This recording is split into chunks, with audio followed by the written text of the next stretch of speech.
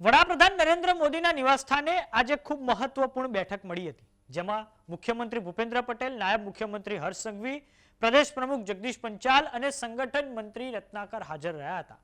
આ બેઠકમાં બીજેપીનું જે સંગઠન છે તેને લઈને મહત્વપૂર્ણ ચર્ચા હાથ ધરવામાં આવી હતી અને હવે આવનારા સપ્તાહમાં ટીમ જગદીશ વિશ્વકર્મા જાહેર થઈ શકે છે.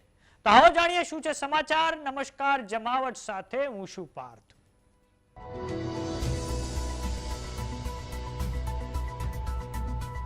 વડાપ્રધાન આવાસ એટલે કે પ્રાઇમ મિનિસ્ટર ઓફિસ ખાતે આજે ખૂબ મહત્વપૂર્ણ બેઠક મળી હતી, જેમાં મુખ્યમંત્રી ભૂપેન્દ્ર પટેલ, નાયબ મુખ્યમંત્રી હર્ષ સંઘવી ગઈકાલે મોડી રાત્રે રાજધાની નવી દિલ્હી ખાતે પહોંચ્યા હતા. પ્રદેશ પ્રમુખ જગદીશ વિશ્વકર્મા સાથે જ સંગઠન મંત્રી રત્નાકર પણ આ બેઠકમાં હાજર રહ્યા હતા. આ બેઠકમાં ગૃહમંત્રી અમિત શાહ પણ હાજર રહ્યા હતા. આ બેઠકમાં પ્રદેશ પ્રમુખ જગદીશ વિશ્વકર્માની જે ટીમ છે એટલે કે બીજેપીનું જે સંગઠન માળખું છે તેને લઈને મહત્વપૂર્ણ ચર્ચા હાથ ધરાઈ છે અને આ મીટિંગ છે તે પીએમઓ પર 2.5 કલાક સુધી ચાલી હતી.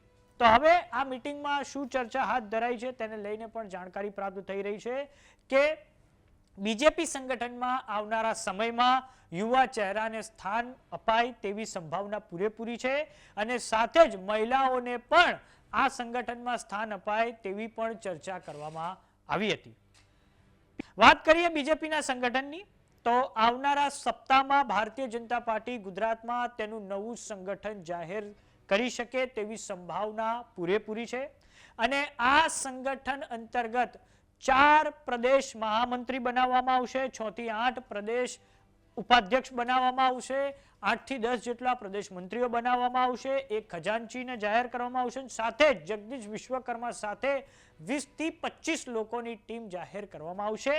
અને આ સંગઠન માળખું પ્રદેશનું જાહેર થઈ ગયા બાદ ભારતીય જનતા પાર્ટી જિલ્લા અને મહાનગરની ટીમ પણ જાહેર કરી શકે છે. ભારતીય જનતા પાર્ટીનો ટાર્ગેટ છે કે આવનારા સમયમાં ફેબ્રુઆરી પછી જ્યારે રાજ્યમાં સ્પેશિયલ ઇન્ટેન્સિવ રિવિઝનની કામગીરી પૂરી થઈ જશે તે પછી રાજ્યમાં સ્થાનિક સ્વરાજ્યની ચૂંટણીઓ છે તો તેમાં બીજેપી મજબૂત સંગઠન સાથે ઉતરવા માંગે છે અને બીજેપીનો લક્ષ્યાંક છે કે આવનારા સમયમાં સંગઠનને કેવી રીતે મજબૂત કરી શકાય.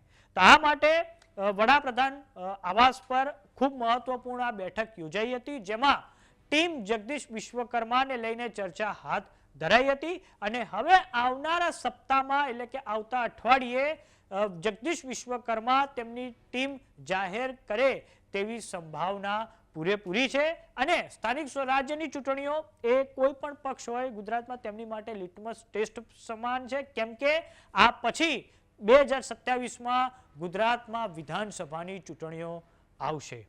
વાત કરીએ ભારતીય જનતા પાર્ટીની, તો ભારતીય જનતા પાર્ટીએ આજે રાષ્ટ્રીય સ્તરે પણ ખૂબ મહત્વનો નિર્ણય લીધો છે.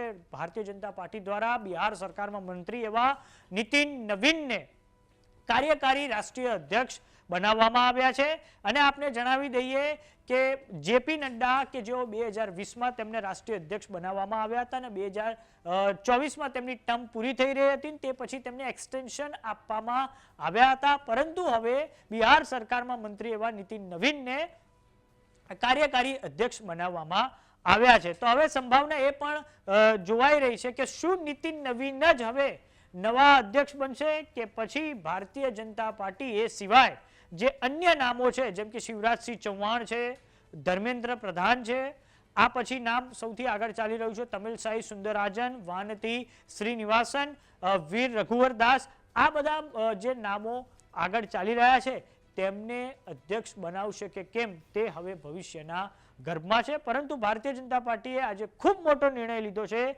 બિહાર સરકારમાં મંત્રી એવા નીતિન નવીનને કાર્યકારી અધ્યક્ષ બનાવ્યા છે. તો આ બાબતે આપનું શું માનવું છે અમને કોમેન્ટ બોક્સમાં લખીને જરૂર જણાવો. જો તમે અમને યુટ્યુબ પર જોઈ રહ્યા તો સબસ્ક્રાઇબ કરો, જો તમે અમને ઇન્સ્ટાગ્રામ અને ફેસબુક પર જોઈ રહ્યા તો ફોલો કરો, સાથે જ અમારી વોટ્સએપ ચેનલ આવી ગઈ છે, જોઈન કરવાનું ના ભૂલતા. નમસ્કાર.